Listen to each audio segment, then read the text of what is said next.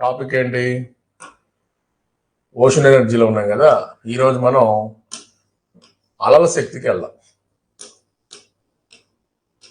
అలల శక్తి కొంతమందికి డౌట్ అనమాట, సార్ టైడల్ పవర్కి అలల పవర్కి మధ్య డిఫరెన్స్ ఏంటి సార్ అని. గుర్తుపెట్టుకోండి, జనరల్గా తీరాన్ని చేరుకునే వాటిని మనం తరంగాలు అంటాం. తీరాన్ని చేరుకోకుండా సముద్రం మధ్యలో కూడా మనకి కదులుతూ ఉంటుంది కదా, అదేంటి? ఒక అల. ఓకే, తీరము చేరి తీరం మీద దాడి చేసినప్పుడు అది పెద్ద తరంగంగా మారుతుంది. తరంగ శక్తి వేరే ఏది లఘువేళ పరవేళ మనం చదువుకున్నాం, లేదా పాటు ఇట్లా చదువుకున్నాం. కానీ మనం సముద్రం అంటే భూభాగాన్ని మనం ఈ విధంగా చూసుకున్నప్పుడు, ఇట్లా భూభాగాన్ని తీసుకున్నప్పుడు ఇట్లా మనం ఇలా తీసుకున్నాం అనుకోండి, సముద్రాన్ని ఈ విధంగా మనం ప్లాన్ చేసుకుంటే తరంగ శక్తి ఇక్కడే కదా మనకి పరిమితము. సముద్ర తరంగాలు అనేవి ఇక్కడ దాకా వచ్చి ఈడ పైకి లేస్తూ ఉంటాయి. ఇది టైడ్. ఇది కానీ అలా అనేది ఇక్కడ ఉంటుంది, ఇక్కడ ఉంటుంది, ఇక్కడ ఉంటుంది, ఇక్కడ ఉంటుంది. మీరు చూసే ఉంటారు. ఇది వేవ్. ఇది వేవ్. అందుకే దీన్ని మనం ఏమంటాం? వేవ్ ఎనర్జీ అని పిలుస్తాం. వేవ్ ఎనర్జీ మీకు అవగాహన కోసం చిన్న యానిమేషన్ మనం ఓపెన్ చేసుకుందాం. యానిమేషన్ ఓపెన్ చేస్తే మీకే తెలుస్తుంది. చూడండి, ఇక్కడ చిన్నవి ఉన్నాయి. ఇవి కూడా నేను చెక్ చేశాను. నేను ఇంతకుముందు షైన్లో అసలు ఇవి చూపించే చెప్పాను. వేవ్ ఎనర్జీ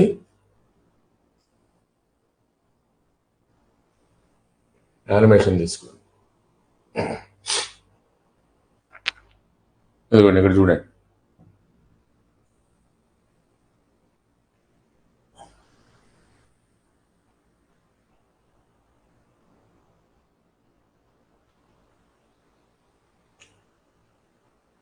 చూడండి ఒకసారి ఇక్కడ వేవ్ ఎనర్జీ అలలు మనకు వర్క్ చేస్తూ ఉన్నాయి. అవునా? సౌరశక్తి కావచ్చు, అంటే ఉష్ణోగ్రతలో భేదాలు కావచ్చు, అలానే గాలిలో ఉన్నటువంటి ప్రెజర్ కావచ్చు. నేను ఇందా మీకు చూపించింది. అలల మీద ఆధారపడి వీళ్ళు ఏం చేస్తారు, ఓషన్ బెడ్ ఉంటుంది కదా సముద్రం లోపల, మనకి ఇట్లాంటివి ఏర్పాటు చేసుకుంటారు. ఇదిగోండి, ఛార్జింగ్ పాయింట్స్ లాగా పవర్, ఇట్లాంటి నెంబర్ ఆఫ్ ఏర్పాటు చేస్తారు.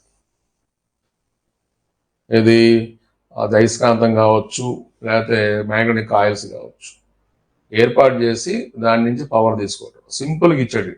ఇట్లాంటి మీరు ఎన్ని పెట్టగలిగితే అంత, గమనించండి, ఎన్ని పెట్టగలిగితే అంత. జస్ట్ మీకు అవగాహన కోసం చాలా నీట్గా చూపించాడు. చూడండి, ఇది చూసుకుంటే చాలు. ఇదిగోండి, ఇది ఒక్కటి మీరు చూసుకుంటే చాలు. ఇది అంటే సముద్ర తరంగాలు అనేవి ఇక్కడ కామన్. ఏది ఈ ఏరియాలో మీకు కామన్ చూడవచ్చు మీరు. ఇట్లా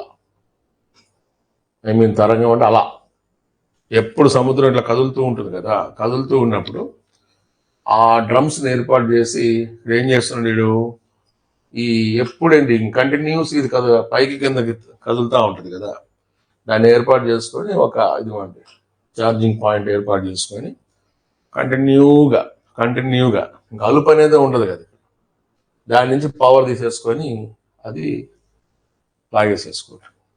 వేవ్ ఎనర్జీ అంటే తరంగం వేరే. అది కూడా ఉంది, ఒకసారి చూద్దాం. ఉంది, అది కూడా ఉండాలి. అది కూడా మన దగ్గర ఉండాలి. చూడండి, వేవ్ ఎనర్జీ ఇంకా చాలా లైవ్లో చూపించాడు. చూడండి, ఇది సరే చూడండి. ఇందా మనం సముద్రం లోపల ఉన్నట్టు చూసాం కదా, అది జస్ట్ ఒక పైన కాయిల్స్ లాగా. అంటే ఇవేంటి, పైకి కింద కదులుతూ, గమనించవచ్చు మీరు. అంటే మనం జస్ట్ ఆ టైర్లో గాలి కొడతాం కదా, పంపు కొట్టినట్టు, అట్లా మనకు చూపించాడు. చూడండి, ఆ విధంగా పై కిందకి మూవ్ కావడానికి కారణం ఏంటి సార్ అంటే సముద్రాల్లో ఉన్నటువంటి ఆ అలల శక్తి ఇది కంటిన్యూగా ఉంటుంది కదా, దాన్ని బేస్ చేసుకొని చాలా నీట్గా చూపించాడు. ఇంజనీరింగ్ అద్భుతం ఇది. లోపల ఏ విధంగా మనకు పవర్ జనరేట్ అవుతుంది చూపించడం జరిగింది. అంటే నిరంతరాయం ఏంటి, ఒక పంపింగ్ లాగా ఇట్లా కొడుతూ మనకి జరుగుతూ ఉంది, గమనించండి. ఇంకా క్రింద మనకేంటి, దాన్ని బేస్ చేసుకొని ఒక టర్బైన్ లాంటిది ఏర్పాటు చేసుకోవటం, ఒక కాయిల్ ఏర్పాటు చేసుకోవటం, దాని నుంచి పవర్ తీసేసుకోవటం, ఇట్లాంటి కొన్ని వందలు కానీ పెడితే ఆలోచన చేయండి. వచ్చేది తక్కువైనా వీటి సంఖ్య పెంచామనుకోండి, ఆటోమేటిక్ పవర్ ఏంటి ఎక్కువ వస్తుంది. చూడండి, ఇదేమో మామూలుగా ఉన్నప్పుడు ఇక్కడ మనం గమనించవచ్చు. ఇది చూసే ఉంటారు కదా, మన బండికి ఉంటాయి కదా మా షాక్ అబ్జర్వర్స్ లాగా ఉంటాయి కదా, మనం గాలి కొట్టేదానికి సంబంధించి ఇట్లా గమనించవచ్చు. ఎంత లోపలికి ఇచ్చాడు, ఇది వెడల్పు వచ్చి ఒక 9 మీటర్స్ ఉండే విధంగా ప్లాను, లోపలికి ఒక 19 మీటర్లు, అంటే వీడు ఒక జస్ట్ మనం తీసుకున్నాడు, ఎట్లా అవుతుంది ఏంటి మనం ప్లాన్ చేసి చూపించాడు. చూడండి, లోపల ఇది ఛార్జింగ్ కాయిల్ అంటే ఏంటి, ఏ విధంగా కేబుల్ ఏ విధంగా ఉంటుంది మనం చూపించాడు.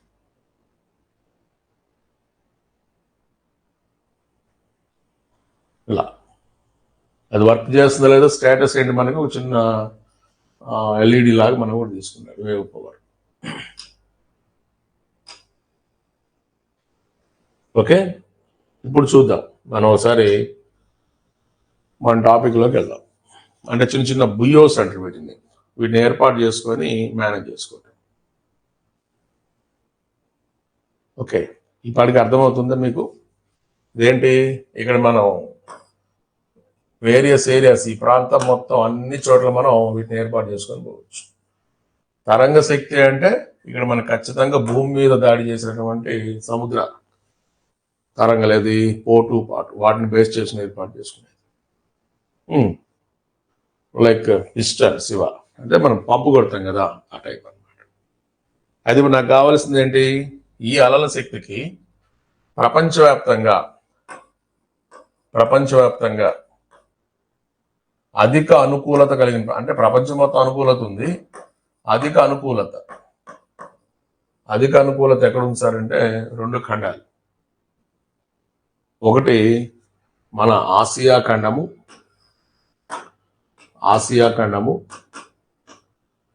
రెండు ఆస్ట్రేలియా ఖండం. ఆసియా అండ్ ఆస్ట్రేలియా గమనించాలి. అంటే మిగతా ప్రాంతాల్లో ఉండవాలంటే మిగతా ప్రాంతాల్లో ఉన్నాయి, ఇక్కడ అధిక అనుకూలత. అసలు యాక్చువల్గా ప్రపంచం మొత్తం అనుకూలత ఉంది. అయితే ప్రయత్నాలు ఏది చేసే క్రమంలో ఇక్కడ ఎక్కువగా ఉన్నదంటారుగా, నేనేమో ప్రయత్నాలు జరగట్లా. అంటే ఇప్పుడు మీరు ప్రపంచ పటం మొత్తం చూసుకుంటే, ఇలా మనం తీసుకుంటే ఇది ఆఫ్రికన్ ఏరియా, ఇదేమంటున్నాం ఏంటి ఆసియా అని తీసుకోవచ్చు, ఈ ప్రాంతం ఏం తీసుకోవచ్చు యూరోప్ తీసుకోవచ్చు. ఇలా మనం తీసుకుంటే ఇదే ప్రాంతం, ఇది ఆస్ట్రేలియా ప్రాంతం. ఈ హై పొటెన్షియాలిటీ ఈ ఏరియాస్లో ఉన్నాయంటే ఇది ఈ ప్రాంతం, ఈ ఏరియా ప్రాంతం మనం తీసుకోవచ్చు. కానీ ఆల్రెడీ తక్కువ అనుకూలతలు ఉన్నప్పటికీ ఇక్కడ ప్రయత్నాలు స్టార్ట్ అయిపోయినాయి. ఎక్కడ, ఇదిగోండి ఈ ప్రాంతం కానీ, లేదా ఇక్కడ దేశాలు తీసుకోండి, ఇటువైపు దేశాలు. ఇది కూడా మనం ఫుల్ఫిల్ చేయాలిగా ప్రపంచ పటం. ఏది ఉత్తర అమెరికా అండ్ సౌత్ అమెరికా ఇలా తీసుకుంటే. ఎందుకు సార్ ఇక్కడ మనకి అంత ప్రయత్నాలు ఉండవంటే, ద బిజియెస్ట్ ఓషన్ ఇది, ఎక్కువ ట్రాఫిక్ నడుస్తూ ఉంటుంది, చాలా రద్దీగా ఉంటుంది. ఏది అట్లాంటిక్ చాలా రద్దీగా ఉంటుంది కాబట్టి ఇట్లాంటి నువ్వు ప్లాన్ చేస్తే ఆ ట్రాఫిక్ అంతరాయం కదా నౌకలకి. కానీ అప్పటికి వీళ్ళు ఏం చేస్తున్నారు, ప్రయత్నాలు చేస్తున్నారు. వీటిని మనం అట్లాంటిక్ కంట్రీస్ అంటాం. ఆల్రెడీ నెంబర్ ఆఫ్ కంట్రీస్లో ఇక్కడ ప్రయత్నాలు జరుగుతున్నాయి. ఈడ కానీ ఇటువైపు ప్రయత్నాలు ఇటు కొద్ది తక్కువ. కానీ వీళ్ళు ఏమంటారు, ఇటు కొద్దిగా మనకు వర్తకం తక్కువ ఉంటుంది కాబట్టి ఇక్కడ ప్లాన్ చేసుకుంటే ఏమంటున్నావు, ఆసియన్ కంట్రీస్ అండ్ ఆస్ట్రేలియా, ఇది అధిక. కానీ ఆల్రెడీ ప్రయత్నాలు మాత్రం ఇక్కడ స్టార్ట్ అయిపోయాయి యూరోపియన్ కంట్రీస్లో స్టార్ట్ అయిపోయాయి. మధ్యధరా దేశాలంటే ఇవి వస్తాయి, అట్లాంటిక్ దేశాలంటే ఈ పరిసర ప్రాంతాలు వస్తాయి. మనం గమనించవచ్చు. Very very important. ఓకే, మరి ఇక్కడి నుంచి మనం ఆసియా అంటే మన భారతదేశం ఉంది కదా, మరి what about India? Wave energy అంటున్నాం, వేవ్ ఎనర్జీ. మరి ఇండియా పొజిషన్ ఏంటి? ఇండియా అనగానే మనం ఇంతవరకు కదా మన తీర ప్రాంతం అంటే ఇదే తీసుకుంటాం, ఇదే మనం తీసుకునేది. మరి మన భారత్లో పరిస్థితి ఎట్లా? మన భారత్లో ఇట్లాంటి ఏరియాని ఎక్కడ ఏర్పాటు చేశారు సార్ అని కానీ మనం చెక్ చేసుకుంటే నేరుగా కేరళ ప్రాంతానికి వెళ్ళాలి. ఈ ఏరియా, ఈ ప్రాంతానికి వెళ్ళాలి. దీన్ని మీరు కేరళ ప్రాంతం అంటారా లేకపోతే మలబార్ తీరం అంటారా, మీ ఇష్టం. ఏదైనా ఒకటే, కేరళ ప్రాంతము లేదా మలబార్ తీరం. ఓకే, ఇక్కడ మనకి త్రివేంద్రం దగ్గరలో ఒక ప్రాంతం ఉంది. ఏంటి సార్ అంటే అది మనం విజింజం అంటారు. ఏమంటారు? విజింజం. త్రివేంద్రంకు దగ్గరలో, అంటే తిరువనంతపురం అని మనం అంటాం కదమ్మా, దీనికి దగ్గరలో ఈ ప్రాంతం ఇక్కడ ఏర్పాటు చేశారు. దీని ఉత్పత్తి సామర్థ్యం మనకి 150 మెగావాట్స్. 150 మెగావాట్స్. ఓకే, గమనించాలి. దీనికోసం వీళ్ళకి సహాయం చేసింది ఎవరు? ఇదిగోండి, ఈ సంస్థ సహాయం చేసింది. చెన్నైలో ఉన్నటువంటి NIOT, national institute of ocean technology. National institute of ocean technology గమనించాలి. అది ఇక్కడ మనం గమనించాల్సింది ఏంటి సార్ అంటే, ఇక్కడ మనకి మినిస్ట్రీస్ తీసుకుంటే MNREతో పాటు మినిస్ట్రీ ఆఫ్ ఎర్త్ సైన్సెస్ కూడా ఇక్కడ సహాయపడతా ఉంది. MNRE ఒకవైపు, ఇంకోటి ఏంటి? Ministry of earth sciences.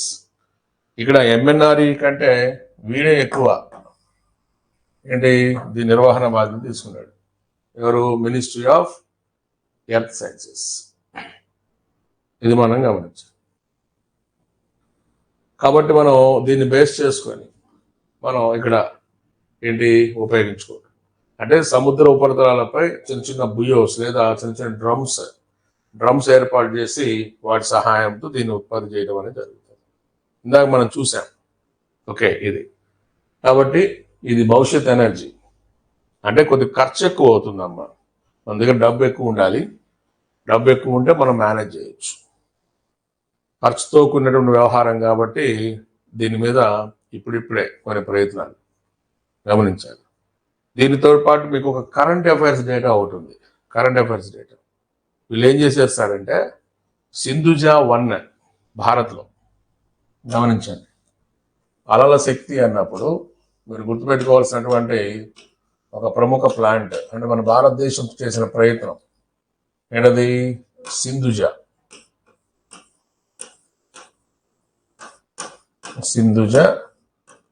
1 అనే దాన్ని ఒకదాన్ని తీసుకున్నారు. సింధుజా 1 ఎప్పుడిది?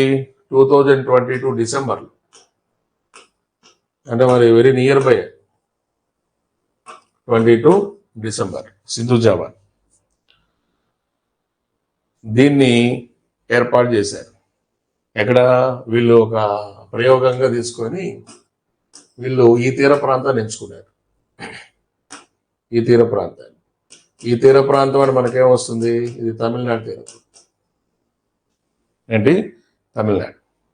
ఈ తమిళనాడు తీర ప్రాంతంలో వీళ్ళు ఏం చేశారు? ఇదిగోండి, ఈ ఏరియాని తీసుకున్నారు. ఈ ఏరియా పేరు ట్యూటికోరిన్ అమ్మ. ట్యూటికోరిన్. ఇక్కడ IIT చెన్నై వారు, IIT చెన్నై వీళ్ళు ప్రయత్నం చేశారు. IIT చెన్నై ఓ దాన్ని ఏర్పాటు చేసి, ఓకే, దాదాపు దీన్ని ఆ పరిసర ప్రాంతాలు 20 మీటర్ల లోతులో ఏర్పాటు చేశారు. 20 మీటర్స్ డెప్త్ అనమాట. ఏర్పాటు చేసి వీళ్ళ యొక్క టార్గెట్ ఏంటి? 1 మెగావాట్. 1 మెగావాట్ పవర్ని సాధించాలి. టార్గెట్ ఏది సింధుజాతో టైం పెట్టుకున్నారు. టైం ఎంత పెట్టుకున్నారు? 3 సంవత్సరాల కాల పరిమితి. 3 సంవత్సరాల కాల పరిమితి పెట్టుకున్నారు. ఇది గమనించాలి. Very very important. మరి దీనికోసం ఎవరెవరు మనకు సహాయం చేశారు సార్ అంటే ఆస్ట్రేలియా మనకు సహాయం చేసింది. దీనికి సహాయం చేసింది ఎవరు? ఆస్ట్రేలియా. గమనించాలి. సాంకేతికత ఆస్ట్రేలియా సహాయం చేసింది. సేమ్ ఎన్ఐఓటి ఇవన్నీ మనకు వస్తాయి. ఇంకా వెరీ వెరీ ఇంపార్టెంట్. అయితే ఇక్కడ మనకి ఎన్ఐఓటి ఇంకోటి కూడా ఉంది, మీరు బుక్లో చూసుకోవచ్చు. మన ఇండియా ఇదేంటి విదేశీ సాయం అనుకుంటే, దీంతోపాటు స్వదేశీ సంస్థలు ఏముంది? ఎన్ఐఓటి ఒకటి, national institute of ocean technology, అలానే